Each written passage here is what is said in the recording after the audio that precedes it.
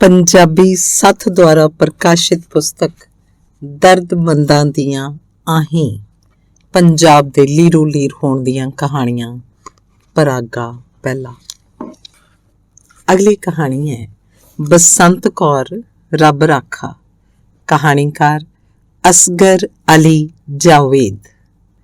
ਕਰਮ ਸਿੰਘ ਨਾਲ ਮੇਰੀ ਮੁਲਾਕਾਤ 14 ਵਰ੍ਹੇ ਪਹਿਲੋਂ ਅਚਨਚੇਤੀ ਹੋਈ ਸੀ, ਪਰ ਇਸ ਵਾਰ ਉਹ ਸਤਿ ਸ੍ਰੀ ਅਕਾਲ ਆਖਣ ਲਈ ਉਚੇਚੇ ਤੌਰ ਤੇ ਮੇਰੇ ਕੋਲ ਆਇਆ।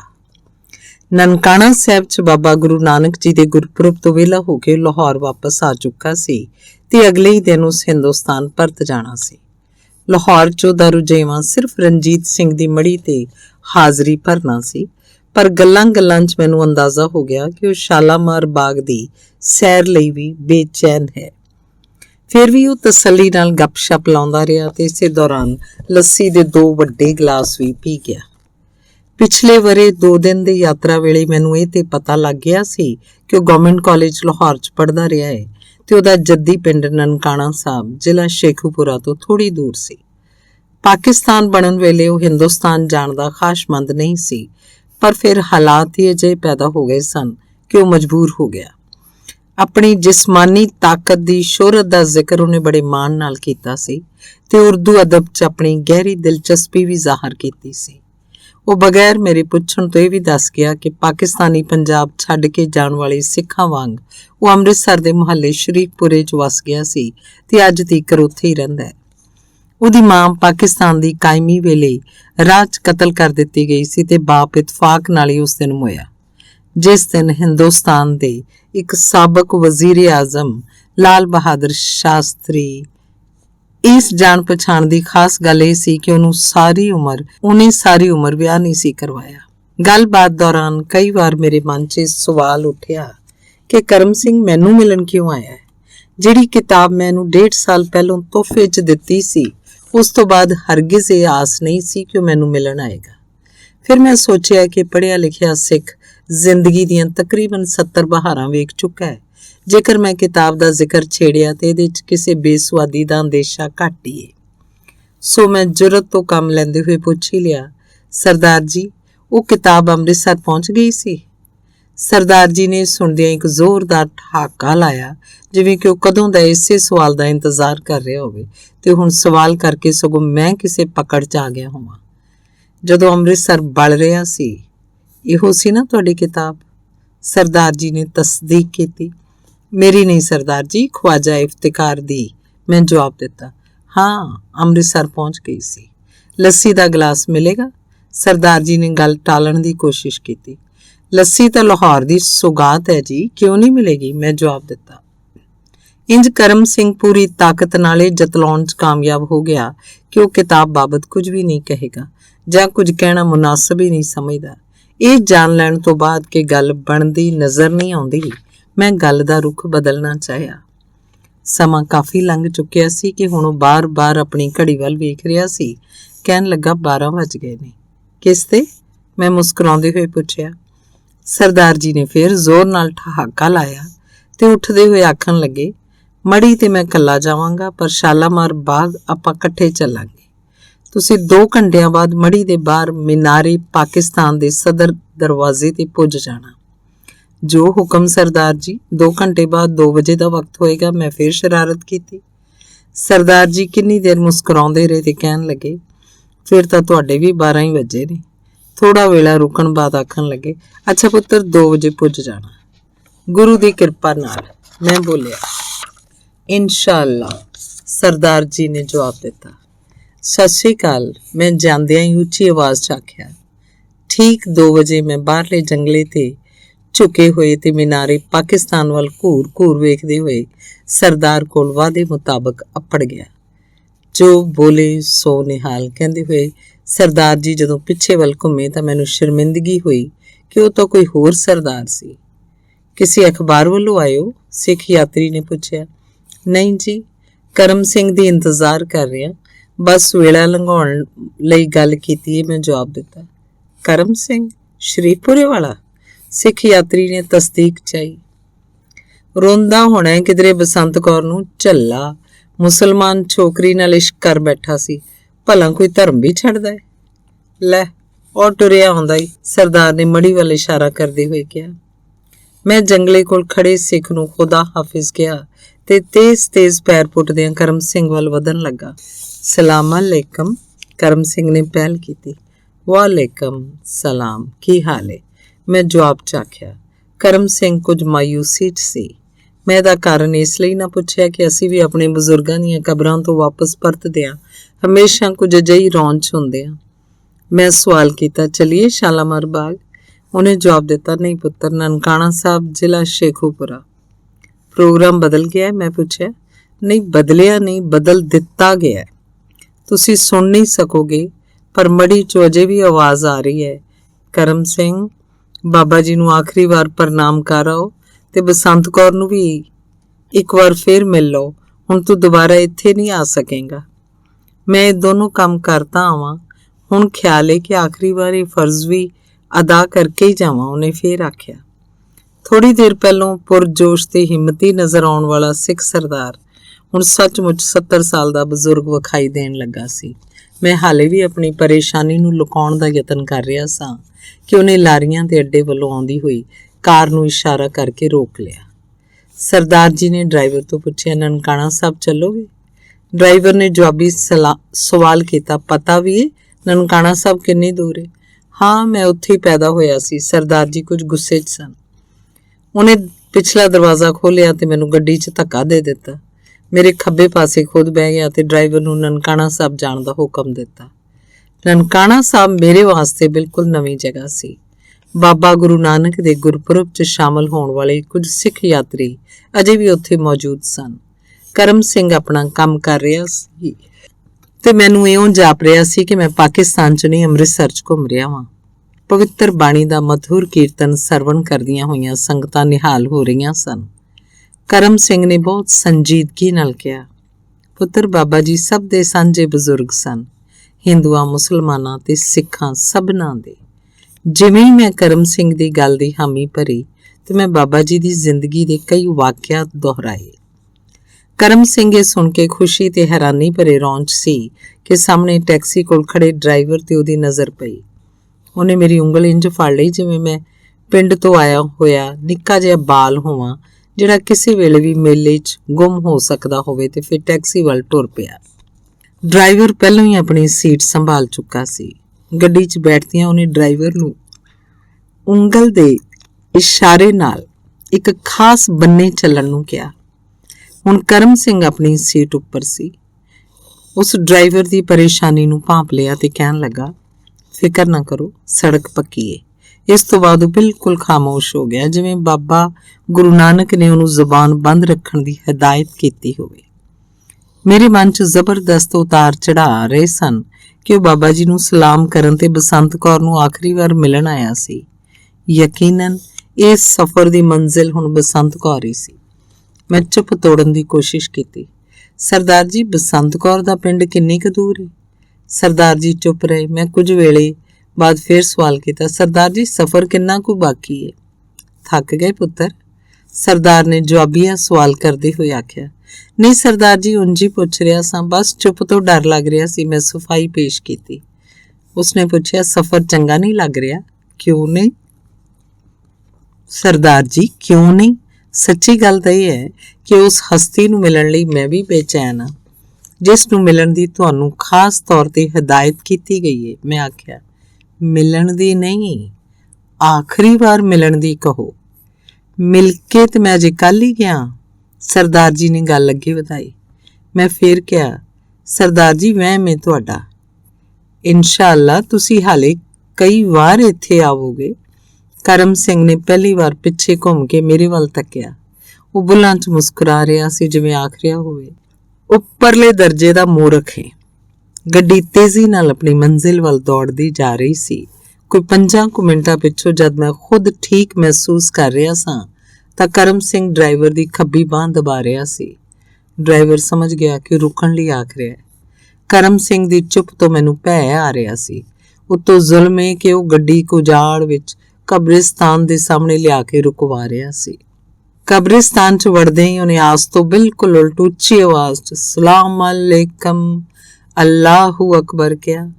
ਫਿਰ ਕਤਰਾ ਕਤਰਾ ਪਾਣੀ ਦਿੰਦੇ ਪੰਪ ਤੋਂ ਹੱਥ ਮੂੰਹ ਧੋਤਾ ਤੇ ਕਬਰਿਸਤਾਨ ਦੇ ਦੂਜੇ ਪਾਸੇ ਇੱਕ ਪੁਰਾਣੀ ਕਬਰ ਦੇ ਕੋਲ ਖੜਾ ਹੋ ਗਿਆ। ਮੈਂ ਵੁਜ਼ੂ ਦੌਰਾਨ ਕੋਸ਼ਿਸ਼ ਕੀਤੀ ਕਿ ਸੁਣ ਸਕਾਂ ਵੀ ਉਹ ਕੀ ਕਹਿ ਰਿਹਾ ਹੈ, ਪੜ੍ਹ ਰਿਹਾ ਹੈ। ਕਬਰ ਕਾਫੀ ਦੂਰ ਸੀ। ਜਦੋਂ ਮੈਂ ਵੁਜ਼ੂ ਤੋਂ ਵਿਹਲਾ ਹੋ ਕੇ ਕਬਰ ਕੋਲ ਪਹੁੰਚਿਆ ਤਾਂ ਆਖਰੀ ਫਿਕਰਾ ਬੋਲ ਰਿਹਾ ਸੀ, ਤੂੰ ਆਪਣਾ ਧਰਮ ਨਾ ਛੱਡ ਸਕੀ ਤੇ ਨਾ ਮੈਂ ਆਪਣਾ। ਤੂੰ ਆਪਣਾ ਵਾਅਦਾ ਪੂਰਾ ਕੀਤਾ ਤੇ ਮੈਂ ਆਪਣਾ। ਬਸੰਤ ਕੌਰ, ਖੁਦਾ ਹਾਫਿਜ਼, ਸਲਾਮ ਅਲੈਕਮ, ਰੱਬ ਰਾਖਾ। ਕਬਰ ਉੱਤੇ ਇੱਕ ਬਹੁਤ ਹੀ ਖਸਤਾ ਲੋਹੇ ਦੀ ਤਖਤੀ ਉੱਪਰ ਲਿਖਿਆ ਸੀ, ਭਾਗ ਭਰੀ, ਦੁਖਤਰ ਮੁਹੰਮਦ ਦੀਨ, ਤਾਰੀਖ ਵਫਾਤ 15 ਅਗਸਤ 1947। ਧੰਨਵਾਦ। ਅਸ਼ਰਫ ਸੁਹੇਲ ਦੀ ਕਹਾਣੀ ਹੈ ਧਰਤੀ ਵੀਰਾਂ ਵਾਲੀ। ਘਰ ਵਿੱਚ ਤਾਇਆ ਜੀ ਆਪਣੇ ਬਾਲਾਂ ਸਮੇਤ ਆਏ ਹੋਏ ਸਨ। ਤਾਇਆ ਜੀ ਬਹੁਤ ਘੱਟ ਸਾਡੇ ਘਰ ਆਉਂਦੇ ਨੇ। ਉਹ ਪਹਿਲਾਂ ਫੌਜ ਵਿੱਚ ਸਨ ਤੇ ਹੁਣ ਬਹਾਵਲ ਨਗਰ 'ਚ ਜ਼ਿਮੀਂਦਾਰੀ ਕਰਦੇ ਨੇ। ਉੱਥੇ ਉਹਨਾਂ ਦੀਆਂ ਆਪਣੀਆਂ ਹੀ ਜ਼ਮੀਨਾਂ ਨੇ। ਤਾਇਆ ਜੀ ਇੱਥੇ ਇੰਨੇ ਮਿੱਠੇ ਸੁਭਾਅ 'ਚ ਬੋਲਦੇ ਨੇ ਕਿ ਯਕੀਨ ਨਹੀਂ ਆਉਂਦਾ। ਉਹ ਫੌਜ ਕੈਪਟਨ ਵੀ ਰਹੇ ਹੋਣਗੇ। ਉਹ ਜਦੋਂ ਵੀ ਸਾਡੇ ਘਰ ਆਉਂਦੇ ਨੇ ਤਾਂ ਆਪਣੀ ਸਾਬਕਾ ਨੌਕਰੀ ਦੇ ਕਿੱਸੇ ਸੁਣਾਉਂਦੇ ਨੇ। ਉਹ ਅਕਸਰ ਆਪਣੀ ਬਹਾਦਰੀ ਦੀਆਂ ਗੱਲਾਂ ਕਰਦੇ ਤੇ ਅੱਗੋਂ ਮੇਰੀ ਮਾਂ ਜੀ ਉਹਨਾਂ ਨੂੰ ਆਪਣੀ ਇੱਕੋ ਇੱਕ ਕਹਾਣੀ ਸੁਣਾਉਂਦੇ। ਤਾਇਆ ਜੀ ਦੀਆਂ ਬਹਾਦਰੀ ਦੀਆਂ ਕਹਾਣੀਆਂ ਤੇ ਮਾਂ ਜੀ ਦੀ ਕਹਾਣੀ ਮੈਂ ਬਚਪਨ ਤੋਂ ਹੀ ਸੁਣਦਾ ਆਇਆ ਸੀ। ਹਰ ਵਾਰ ਕਹਾਣੀ ਸੁਣਨ ਦਾ ਚਾਅ ਮੈਨੂੰ ਰਹਿੰਦਾ ਹੈ। ਮਾਂ ਜੀ ਆਪਣੀ ਕਹਾਣੀ ਸੁਣਾਉਂਦੇ ਸੁਣਾਉਂਦੇ ਅਕਸਰ ਰੋ ਪੈਂਦੇ ਨੇ ਤੇ ਉਹਨਾਂ ਦੀਆਂ ਗੱਲਾਂ ਸੁਣਦਿਆਂ ਰਾਤ ਦੇ 2-3 ਵੱਜ ਜਾਂਦੇ ਨੇ। ਕਈ ਵਾਰ ਸਵੇਰ ਵੀ ਹੋ ਜਾਂਦੀ ਹੈ। ਮਾਂ ਜੀ ਜੋ ਕਹਾਣੀ ਸੁਣਾਉਂਦੇ ਹੁੰਦੇ ਨੇ ਉਹ ਇੰਝ ਏ। ਚੜ੍ਹਦੇ ਪੰਜਾਬ ਦੇ ਜ਼ਿਲ੍ਹਾ ਰੋਪੜ ਦੇ ਉਸ ਪਿੰਡ ਵਿੱਚ ਮੁਸਲਮਾਨ, ਹਿੰਦੂ ਤੇ ਸਿੱਖ ਭਰਾਵਾਂ ਵਾਂਗ ਰਹਿੰਦੇ ਸਨ। ਮੇਰੇ ਅੱਬਾ ਜੀ ਫਰੀਦ ਬਖਸ਼ ਪਿੰਡ ਦੇ ਲੰਬੜਦਾਰ ਸਨ। ਸਾਰਾ ਪਿੰਡ ਸਾਡੇ ਪਰਿਵਾਰ ਦੀ ਇੱਜ਼ਤ ਕਰਦਾ ਸੀ। ਮਾਲ ਡੰਗਰ ਸਾਡੇ ਕੋਲ ਵਾਹਵਾ ਸੀ। 5 ਨੌਕਰ ਘਰ 'ਚ ਮਾਲ ਡੰਗਰ ਸਾਂਭਣ ਲਈ ਮੌਜੂਦ ਹੁੰਦੇ ਸਨ। ਮੈਂ ਉਦੋਂ ਨਿੱਕੀ ਜਿਹੀ ਸਾਂ, ਮਸਾਂ 6-7 ਸਾਲ ਦੀ। ਘਰ 'ਚ ਸਾਰਾ ਦਿਨ ਮੈਂ ਤੇ ਮਾਂ ਜੀ ਇਕੱਲੇ ਹੁੰਦੇ ਸਾਂ। ਮੇਰੇ ਅੱਬਾ ਫਰੀਦ ਬਖਸ਼ ਸਵੇਰੇ ਮਾਲ ਡੰਗਰ ਲੈ ਕੇ ਡੇਰੇ ਵੱਲ ਨਿਕਲ ਜਾਂਦੇ ਤੇ ਮੇਰੇ ਤਿੰਨੇ ਭਰਾ ਵੀ ਆਪਣੀ ਮਾਲ ਦੀ ਰਾਖੀ ਲਈ ਘੋੜੀਆਂ ਤੇ ਬਹਿ ਟੁਰ ਜਾਂਦੇ। ਮੇਰੇ ਵੀਰ ਮੁਹੰਮਦ ਵਜ਼ੀਰ, ਮੁਹੰਮਦ ਵੀਰੂ ਤੇ ਮੁਹੰਮਦ ਬਦਰੂ ਗੱਭਰੂ ਜਵਾਨ ਸਨ। ਖਾਸ ਕਰ ਮੁਹੰਮਦ ਵੀਰੂ ਜਿੰਨਾ ਤਗੜਾ ਪਿੰਡ 'ਚ ਹੋਰ ਕੋਈ ਜਵਾਨ ਨਹੀਂ ਸੀ। ਦੂਰੋਂ ਦੂਰੋਂ ਉਹਨੂੰ ਕਬੱਡੀ ਖੇਡਣ ਦੇ ਬੁਲਾਵੇ ਆਉਂਦੇ। ਆਮ ਲੋਕੀ ਕਹਿੰਦੇ ਕਿ ਜਿਸ ਪਾਸੇ ਵੀ ਗੁੱਜਰਾਂ ਦਾ ਮੁੰਡਾ ਵੀਰੂ ਹੋਏਗਾ, ਜਿੱਤ ਉਸੇ ਪਿੰਡ ਦੀ ਹੋਏਗੀ। ਮੇਰੇ ਵੀਰ ਨੂੰ ਬਹੁਤੇ ਲੋਕੀ ਗੁੱਜਰਾਂ ਦਾ ਮੁੰਡਾ ਹੀ ਕਹਿੰਦੇ ਸਨ। ਦੂਜੇ ਦੋਵੇਂ ਭਰਾ ਤੇ ਪਿੰਡ ਦੇ 2 ਹੋਰ ਸਿੱਖ ਮੁੰਡੇ ਬੱਗਾ ਸਿੰਘ ਦੇ ਨਿਸ਼ਾਨ ਸਿੰਘ ਵੀ ਚੰਗੇ ਖਿਡਾਰੀ ਮੰਨੇ ਜਾਂਦੇ ਸਨ। ਉਹ ਦੋਵੇਂ ਸਿੱਖ ਖਿਡਾਰੀ ਮੇਰੇ ਵੀਰਾਂ ਦੇ ਗੂੜੇ ਬੇਲੀ ਬਣੇ ਹੋਏ ਸਨ। ਉਹਨਾਂ ਦਿਨਾਂ 'ਚ ਮੁਲਕ ਟੁੱਟਣ ਦੀਆਂ ਖਬਰਾਂ ਹਰ ਬੰਦੇ ਦੇ ਮੂੰਹ ਤੇ ਸਨ। ਜਦੋਂ ਮੁਸਲਿਮ ਲੀਗ ਤੇ ਕਾਂਗਰਸ ਦੇ ਇਲੈਕਸ਼ਨ ਹੋਏ ਤਾਂ ਇਸ ਪਿੰਡ ਦੇ ਅਕਸਰ ਮੁਸਲਮਾਨਾਂ ਕਾਂਗਰਸ ਨੂੰ ਇਸ ਲਈ ਵੋਟ ਦਿੱਤਾ ਕਿ ਉਹ ਆਪਣੀ ਧਰਤੀ ਨਹੀਂ ਛੱਡਣਾ ਚਾਹੁੰਦੇ ਸਨ। ਉਹ ਆਖਦੇ ਸਨ ਕਿ ਸਾਨੂੰ ਇੱਥੇ ਕੋਈ ਤਕਲੀਫ ਨਹੀਂ। ਸਾਡੇ ਘਰ ਦਾ ਵਿਹੜਾ ਕਾਫੀ ਵੱਡਾ ਸੀ। ਸ਼ਾਮ ਵੇਲੇ ਅੱਬਾ ਜੀ ਕੋਲ ਪਿੰਡ ਦੇ ਵੱਡੇ ਹੋਕਾ ਪੀਣ ਆ ਜਾਂਦੇ ਤੇ ਰਾਤ ਗਏ ਤੱਕ ਬੈਠੇ ਰਹਿੰਦੇ ਸਨ। ਮੇਰੇ ਵੱਡੇ ਭਰਾਵਾਂ ਦੇ ਗੂੜੇ ਬੇਲੀ ਬੱਗਾ ਸਿੰਘ ਤੇ ਨਿਸ਼ਾਨ ਸਿੰਘ ਵੀ ਇੱਕ ਵੱਖਰੀ ਮੰਜੀ ਤੇ ਬੈਠੇ ਗੱਪਾਂ ਮਾਰਦੇ ਰਹਿੰਦੇ ਸਨ। ਮੈਨੂੰ ਚੰਗੀ ਤਰ੍ਹਾਂ ਯਾਦ ਹੈ, ਇੱਕ ਦਿਨ ਸਾਡਾ ਗੁਆਂਢੀ ਕਿਰਪਾਲ ਸਿੰਘ ਸਾਡੇ ਘਰ ਆਇਆ ਹੋਇਆ ਸੀ। ਕਿਰਪਾਲ ਸਿੰਘ ਮੇਰੇ ਅੱਬਾ ਜੀ ਦਾ ਪੱਗ ਵੱਟ ਭਰਾ ਬਣਿਆ ਹੋਇਆ ਸੀ। ਇਸ ਲਈ ਅਸੀਂ ਸਾਰੇ ਭੈਣ ਭਰਾ ਉਹਨੂੰ ਚਾਚਾ ਆਖਦੇ ਹੁੰਦੇ ਸੀ। ਮੇਰੇ ਅੱਬਾ ਜੀ ਉਸ ਵੇਲੇ ਹੁੱਕਾ ਪੀ ਰਹੇ ਸਨ। ਹੁੱਕਾ ਪੀਂਦੇ ਪੀਂਦੇ ਪਤਾ ਨਹੀਂ ਕੀ ਗੱਲ ਹੋਈ, ਅੱਬਾ ਜੀ ਇੱਕਦਮ ਗਰਮ ਹੋ ਗਏ। ਉਹਨਾਂ ਦੀ ਆਵਾਜ਼ 'ਚ ਤਲਖੀ ਵੇਖ ਕੇ ਮੈਂ ਤੇ ਮਾਂ ਜੀ ਉਧਰ ਨੂੰ ਦੌੜਦੇ ਹੋਏ ਗਏ। ਅਸੀਂ ਵੇਖਿਆ ਕਿ ਅੱਬਾ ਜੀ ਕਹਿ ਰਹੇ ਨੇ, ਇਹ ਮੁਲਕ ਵੰਡਿਆ ਨਹੀਂ ਜਾ ਸਕਦਾ। ਸਾਨੂੰ ਸਭਨਾਂ ਨੂੰ ਇੱਥੇ ਕੀ ਤਕਲੀਫ ਹੈ? ਵਾਕਈ ਉਦੋਂ ਕਿਸੇ ਮੁਸਲਮਾਨ ਨੂੰ ਕਿਸੇ ਸਿੱਖ ਕੋਲੋਂ, ਸਿੱਖ ਨੂੰ ਮੁਸਲਮਾਨ ਕੋਲੋਂ ਤੇ ਹਿੰਦੂ ਨੂੰ ਮੁਸਲਮਾਨ ਜਾਂ ਸਿੱਖ ਕੋਲੋਂ ਕੋਈ ਤਕਲੀਫ ਨਹੀਂ ਸੀ। ਸਗੋਂ ਇੱਕ ਦੂਜੇ ਦੇ ਦੁੱਖ ਸੁੱਖ 'ਚ ਸਾਂਝ ਪਾਉਂਦੇ ਸਨ। ਮੇਰੇ ਅੱਬਾ ਜੀ ਨੂੰ ਪੱਕ ਸੀ ਕਿ ਇਸੇ ਧਰਤੀ ਤੇ ਮੁਸਲਮਾਨਾਂ ਹਜ਼ਾਰਾਂ ਸਾਲ ਹੁਕੂਮਤ ਕੀਤੀ ਏ। ਇਹ ਸਾਡੀ ਆਪਣੀ ਜ਼ਮੀਨ ਏ, ਨਾਲੇ ਆਪਣੀ ਜ਼ਮੀਨ ਭੋਏ ਨੂੰ ਤੇ ਮਾਲ ਡੰਗਰ ਛੱਡ ਕੇ ਕੋਈ ਇੱਥੋਂ ਨਹੀਂ ਜਾਏਗਾ। ਚਾਚਾ ਕਿਰਪਾਲ ਸਿੰਘ ਅੱਬਾ ਜੀ ਨੂੰ ਹੌਲੀ ਬੋਲਣ ਲਈ ਕਹਿ ਰਹੇ ਸਨ, ਪਰ ਅੱਬਾ ਜੀ ਉੱਚੀ ਉੱਚੀ ਬੋਲ ਰਹੇ ਸਨ ਤੇ ਆਖ ਰਹੇ ਸਨ, ਜੇ ਮੁਲਕ ਟੁੱਟ ਗਿਆ ਤਾਂ ਵੀ ਮੈਂ ਇੱਥੇ ਹੀ ਰਹਾਂਗਾ। ਇਸ ਘਰ 'ਚ ਮੇਰਾ ਜਨਮ ਹੋਇਆ, ਇਹਨਾਂ ਗਲੀਆਂ 'ਚ ਹੀ ਖੇਡ ਕੇ ਮੈਂ ਜਵਾਨ ਹੋਇਆ। ਇੱਥੇ ਹੀ ਸਾਡਾ ਮਾਲ ਡੰਗਰ ਏ। ਮੈਂ ਇਸ ਧਰਤੀ ਨੂੰ ਛੱਡ ਕੇ ਨਹੀਂ ਜਾ ਸਕਦਾ। ਜੇ ਮੈਨੂੰ ਮਰਨਾ ਹੀ ਹੈ ਤਾਂ ਇਸੇ ਧਰਤੀ 'ਚ ਮਰਨ 'ਚ ਫਖਰ ਮਹਿਸੂਸ ਕਰਾਂਗਾ। ਚਾਚਾ ਕਿਰਪਾਲ ਸਿੰਘ ਅੱਬਾ ਜੀ ਨੂੰ ਹੌਸਲਾ ਦੇ ਰਹੇ ਸਨ। ਜੇ ਤੁਹਾਡੇ ਉੱਤੇ ਕੋਈ ਆਫਤ ਆਈ ਤਾਂ ਮੇਰੇ ਉੱਤੋਂ ਗੁਜ਼ਰ ਕੇ ਆਏਗੀ। ਜੇ ਕੋਈ ਗੋਲੀ ਤੁਹਾਨੂੰ ਲੱਗੇਗੀ ਤਾਂ ਪਹਿਲਾਂ ਮੈਨੂੰ ਵੱਜੇਗੀ। ਤੁਹਾਡੇ ਮਰਨ ਤੋਂ ਪਹਿਲੇ ਮੈਂ ਮਰਾਂਗਾ। ਮੇਰੇ ਹੁੰਦਿਆਂ ਕੋਈ ਤੁਹਾਡੇ ਵੱਲ ਭੈੜੀ ਨੀਅਤ ਨਾਲ ਕਿਸ ਤਰ੍ਹਾਂ ਵੇਖ ਸਕਦਾ ਹੈ? ਇਹੋ ਜਿਹੀਆਂ ਗੱਲਾਂ ਵੱਡੇ ਭਰਾਵਾਂ ਦੇ ਬੇਲੀ ਵੀ ਉਹਨਾਂ ਨੂੰ ਆਖਦੇ ਹੁੰਦੇ ਸਨ। ਇਹਨਾਂ ਗੱਲਾਂ ਨਾਲ ਸਾਨੂੰ ਬੜਾ ਹੀ ਹੌਸਲਾ ਮਿਲਦਾ ਸੀ। ਫਿਰ ਵੀ ਜਦ ਗੋਲੀ ਹਨੇਰੀ ਚੱਲੀ ਤਾਂ ਅੱਬਾ ਜੀ ਤੋਂ ਇਲਾਵਾ ਅਸੀਂ ਸਾਰੇ ਪਾਕਿਸਤਾਨ ਜਾਣ ਲਈ ਤਿਆਰ ਹੋ ਗਏ ਸਾਂ। ਉਹ ਦਿਨ ਮੈਂ ਜ਼ਿੰਦਗੀ 'ਚ ਕਦੇ ਵੀ ਭੁੱਲ ਨਹੀਂ ਸਕਦੀ। ਜਿਸ ਦਿਨ ਮਾਂ ਜੀ ਨੇ ਸਵੇਰੇ ਚੁੱਲ੍ਹਾ ਨਹੀਂ ਸੀ ਜਲਾਇਆ, ਅੱਬਾ ਜੀ ਮਾਲ ਡੰਗਰ ਲੈ ਕੇ ਡੇਰੇ ਚਲੇ ਗਏ ਸਨ। ਪਿੰਡ ਦੇ ਅਕਸਰ ਮੁਸਲਮਾਨ ਆਪਣੇ ਘਰਾਂ ਨੂੰ ਤਾਲੇ ਲਾ ਕੇ ਕੈਂਪ 'ਚ ਚਲੇ ਗਏ ਸਨ, ਜੋ ਸਾਡੇ ਪਿੰਡੋਂ 8 ਮੀਲ ਦੂਰ ਸੀ। ਅਜੇ ਦਿਨ ਚੜ੍ਹਿਆ ਨਹੀਂ ਸੀ, ਪਰ ਉਹ ਡੰਗਰ ਜਿਹੜੇ ਅੱਬਾ ਜੀ ਸਵੇਰੇ ਡੇਰੇ ਵੱਲ ਲੈ ਗਏ ਸਨ ਵਾਪਸ ਘਰ ਆ ਗਏ ਸੀ, ਪਰ ਉਹ ਆਪ ਨਹੀਂ ਸਨ ਪਰਤੇ। ਪਤਾ ਲੱਗਾ ਅੱਬਾ ਜੀ ਨੂੰ ਡੇਰੇ ਉੱਤੇ ਧਾੜਵੀਆਂ ਕਤਲ ਕਰ ਦਿੱਤਾ ਹੈ। ਉਹ ਇਹ ਮਨਹੂਸ ਖਬਰ ਸੁਣ ਕੇ ਬਿਨਾਂ ਸੋਚੇ ਸਮਝੇ ਵੱਡੇ 3 ਭਰਾ ਤੇ ਉਹਨਾਂ ਦੇ ਬੇਲੀ ਘਰੋਂ ਡੇਰੇ ਵੱਲ ਨੂੰ ਭੱਜ ਪਏ। ਮੈਨੂੰ ਤੇ ਮਾਂ ਜੀ ਨੂੰ ਚਾਚਾ ਕਿਰਪਾ ਸਿੰਘ ਆਪਣੇ ਘਰ ਲੈ ਗਿਆ। ਮਾਂ ਜੀ ਜਲਦੀ 'ਚ ਘਰ ਦੇ ਦਰਵਾਜ਼ੇ ਬੰਦ ਨਹੀਂ ਸਨ ਕਰ ਸਕੇ। ਇੰਨੇ 'ਚ ਧਾੜਵੀਆਂ ਸਾਡੇ ਘਰ ਤੇ ਹਮਲਾ ਕਰ ਦਿੱਤਾ ਤੇ ਘਰ ਦਾ ਸਾਰਾ ਸਮਾਨ ਉਹ ਲੁੱਟ ਕੇ ਲੈ ਗਏ। ਡੰਗਰਾਂ ਨੂੰ ਵੀ ਉਹਨਾਂ ਆਪਸ 'ਚ ਵੰਡ ਲਿਆ ਸੀ। ਸਿਰਫ ਮੇਰਾ ਬਸਤਾ, ਫੱਟੀ ਤੇ ਕਿਤਾਬਾਂ ਵਿਹੜੇ 'ਚ ਖਿਲਰੀਆਂ ਪਈਆਂ ਸਨ। ਪੌੜੀਆਂ ਲਾਗੇ ਮੇਰੀ ਸਿਆਹੀ ਦੀ ਦਵਾਤ ਡੁੱਲੀ ਪਈ ਸੀ। ਵੱਡੇ ਭਰਾ ਅਜੇ ਵਾਪਸ ਨਹੀਂ ਸਨ ਆਏ ਕਿ ਮਾਂ ਜੀ ਦਾ ਰੋਣਾ ਬੰਦ ਨਹੀਂ ਸੀ ਹੋ ਰਿਹਾ। ਚਾਚਾ ਕਿਰਪਾਲ ਸਿੰਘ ਮੈਨੂੰ ਤੇ ਮਾਂ ਜੀ ਨੂੰ ਨਾਲ ਲੈ ਕੇ ਕਿਸੇ ਕੈਂਪ ਵੱਲ ਨੂੰ ਤੁਰ ਪਏ ਸਨ। ਰਸਤੇ 'ਚ ਅਸੀਂ ਵੇਖਿਆ ਵੱਡੇ ਭਰਾ ਮੁਹੰਮਦ ਵਜ਼ੀਰ ਦੀ ਲਾਸ਼ ਆਪਣੀ ਗਲੀ ਦੀ ਨੁੱਕਰ ਤੇ ਟੁੱਕੀ ਪਈ ਸੀ, ਜਿਹਨੂੰ ਵੇਖ ਕੇ ਮੇਰੀਆਂ ਤੇ ਮਾਂ ਜੀ ਦੀਆਂ ਚੀਕਾਂ ਹੀ ਨਿਕਲ ਗਈਆਂ। ਮਾਂ ਜੀ ਨੇ ਅਗਾਂਹ ਵੱਧ ਕੇ ਆਪਣੇ ਲਾਡਲੇ ਪੁੱਤਰ ਦੀ ਲਾਸ਼ ਦਾ ਮੱਥਾ ਚੁੰਮਿਆ। ਚਾਚਾ ਕਿਰਪਾਲ ਸਿੰਘ ਸਾਨੂੰ ਖਿੱਚਦਾ ਧੂੰਦਾ ਉੱਥੋਂ ਲੈ ਗਿਆ। ਅਜੇ ਅਸੀਂ ਆਪਣੇ ਪਿੰਡ ਤੋਂ ਬਾਹਰ ਨਹੀਂ ਨਿਕਲੇ ਸਾਂ, ਅੱਗੋਂ ਫੇਰ ਧਾੜਵੀ ਸਾਡੇ ਸਾਹਮਣੇ ਆ ਗਏ। ਮੈਂ ਤੇ ਮਾਂ ਜੀ ਜਲਦੀ ਨਾਲ ਹੀ ਘਰ 'ਚ ਵੜ ਗਏ। ਇਹ ਘਰ ਵੀ ਸਿੱਖਾਂ ਦਾ ਹੀ ਸੀ। ਧਾੜਵੀਆਂ ਸ਼ਾਇਦ ਚਾਚਾ ਕਿਰਪਾਲ ਸਿੰਘ ਨੂੰ ਸਾਡੇ ਨਾਲ ਆਉਂਦਾ ਵੇਖ ਲਿਆ ਸੀ, ਇਸੇ ਲਈ ਉਹਨਾਂ ਨੇ ਚਾਚੇ ਨੂੰ ਵੀ ਥਾਂ ਕਤਲ ਕਰ ਦਿੱਤਾ।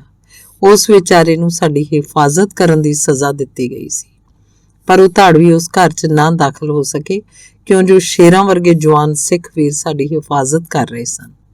ਉਸ ਘਰ ਅਸੀਂ ਦੋਵੇਂ ਮਾਵਾਂ ਧੀਆਂ ਬੇਹੱਦ ਪਰੇਸ਼ਾਨ ਸਾਂ।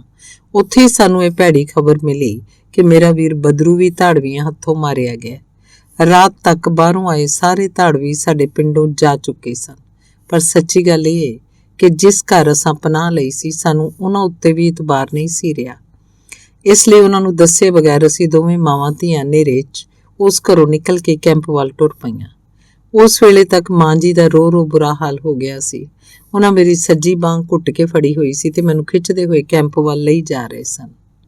ਤੇ ਜਦੋਂ ਅਸੀਂ ਕੁਰਾਲੀ ਕੈਂਪ 'ਚ ਅੱਪੜੇ ਤਾਂ ਮਾਂ ਜੀ ਬੇਹੋਸ਼ ਹੋ ਕੇ ਡਿੱਗ ਪਏ। ਉੱਥੇ ਅੱਪੜਨ ਤੀਕਰ ਨਾ ਤਾਂ ਮਾਂ ਦੇ ਸਿਰ ਤੇ ਚੁੰਨੀ ਰਹੀ ਸੀ, ਨਾ ਮੇਰੇ ਪੈਰੀਂ ਜੁੱਤੀ।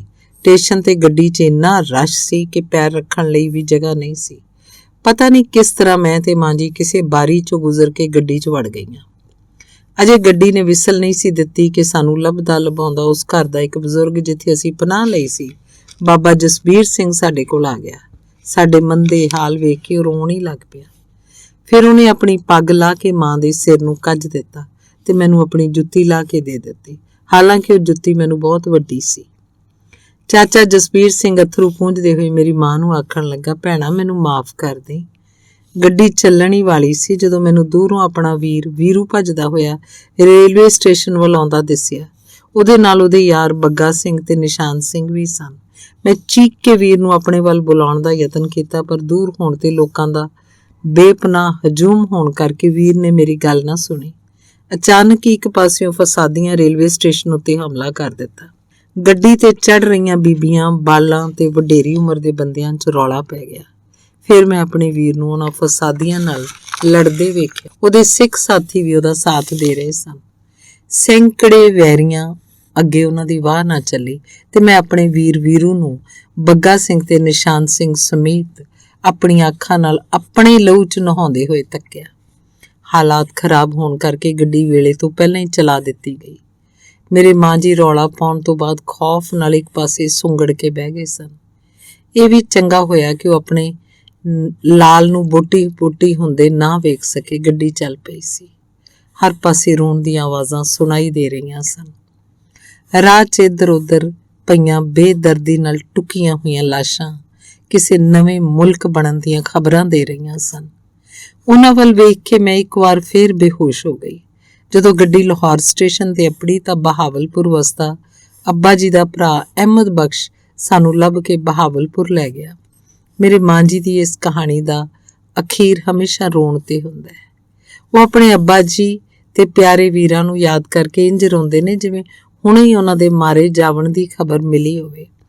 ਪਰ ਹੈਰਾਨੀ ਵਾਲੀ ਗੱਲ ਇਹ ਹੈ ਕਿ ਜਿਸ ਜੂਹ ਤੋਂ ਉਹਨਾਂ ਨੂੰ ਇੰਨੇ ਦੁੱਖ ਮਿਲੇ ਉਹ ਉਹਨੂੰ ਆਪਣੇ ਮਨ ਤੋਂ ਕਦੇ ਵੀ ਦੂਰ ਨਹੀਂ ਕਰ ਸਕੇ। ਹੁਣ ਵੀ ਜਦੋਂ ਵੀ ਇੰਡੀਆ ਤੋਂ ਮੇਰਾ ਕੋਈ ਖੱਤ ਆਉਂਦਾ ਹੈ ਤਾਂ ਮਾਂ ਜੀ ਉਚੇਚਾ ਪੁੱਛਦੇ ਨੇ, ਇਹ ਕਿਹੜੇ ਇਲਾਕੇ ਤੋਂ ਆਇਆ? ਜਦੋਂ ਮੈਂ ਇਹ ਦੱਸਣਾ ਵਾਂ ਇਹ ਖੱਤ ਰੋਪੜ ਤੋਂ ਆਇਆ ਤਾਂ ਮਾਂ ਜੀ ਭੇਜਣ ਵਾਲੇ ਦਾ ਨਾਂ ਪੁੱਛਦੇ ਨੇ ਤੇ ਫਿਰ ਦੱਸੇ ਨਾਂ ਨੂੰ ਚਾਚਾ ਕਿਰਪਾਲ ਸਿੰਘ ਤੇ ਬਾਬਾ ਜਸਬੀਰ ਸਿੰਘ ਤੇ ਆਪਣੇ ਪਿਆਰੇ ਵੀਰਾਂ ਦੇ ਬੇਲੀਆਂ ਬੱਗਾ ਸਿੰਘ ਤੇ ਨਿਸ਼ਾਨ ਸਿੰਘ ਦੇ ਨਾਵਾਂ ਨਾਲ ਮੇਲਦੇ ਨੇ। ਆਖਦੇ ਨੇ ਸਾਨੂੰ ਬਚਾਉਂਦੇ ਹੋਏ ਆਪਣੀ ਜਾਨ ਕੁਰਬਾਨ ਕਰਨ ਵਾਲਾ ਚਾਚਾ ਕਿਰਪਾਲ ਸਿੰਘ ਮੇਰੇ ਅੱਬਾ ਜੀ ਦਾ ਭਰਾ ਬਣਿਆ ਹੋਇਆ ਸੀ। ਮੇਰੇ ਵੀਰਾਂ ਨੂੰ ਬਚਾਉਂਦੇ ਹੋਏ ਜਾਨ ਦੇਣ ਵਾਲੇ ਵੀ ਮੇਰੇ ਵੀਰ ਹੀ ਸਨ। ਉਹ ਅਨਪੜ੍ਹ ਨੇ ਪਰ ਮੇਰੇ ਹੱਥੋਂ ਖੱਤ ਲੈ ਕੇ ਦੇਰ ਤੱਕ ਉਹਨੂੰ ਵੇਖਦੇ ਰਹਿੰਦੇ ਨੇ। ਪਤਾ ਨਹੀਂ ਉਹਨਾਂ ਨੂੰ ਇਹਨਾਂ ਖੱਤਾਂ ਵਿੱਚੋਂ ਆਪਣੇ ਵੀਰਾਂ ਵਾਲੀ ਧਰਤੀ ਦੀ ਖੁਸ਼ਬੂ ਆਉਂਦੀ ਹੈ। ਮੈਂ ਵੇਖਿਆ ਕਈ ਵਾਰ ਉਹ ਖੱਤ ਨੂੰ ਚੁੰਮਣ ਲੱਗ ਪੈਂਦੇ ਨੇ। ਉਹਨਾਂ ਦੀਆਂ ਅੱਖਾਂ 'ਚੋਂ ਇੱਕ ਤਾਰ ਹੰਝੂ ਵਗਣ ਲੱਗ ਪੈਂਦੇ ਨੇ। ਇਹ ਸਭ ਕੁਝ ਮੈਥੋਂ ਬਰਦਾਸ਼ਤ ਨਹੀਂ ਹੁੰਦਾ। ਇਸੇ ਲਈ ਹੁਣ ਜਦੋਂ ਵੀ ਰੋਪੜ ਤੋਂ ਕੋਈ ਖੱਤ ਆਉਂਦਾ ਹੈ ਤਾਂ ਮੈਂ ਉਹਨੂੰ ਮਾਂ ਜੀ ਦੇ ਹਵਾਲੇ ਕਰਕੇ ਘਰੋਂ ਬਾਹਰ ਨਿਕਲ ਜਾਂਦੀ ਹਾਂ, ਸੋਚਾਂ 'ਚ ਡੁੱਬ ਜਾਂਦੀ ਹਾਂ। ਧੰਨਵਾਦ।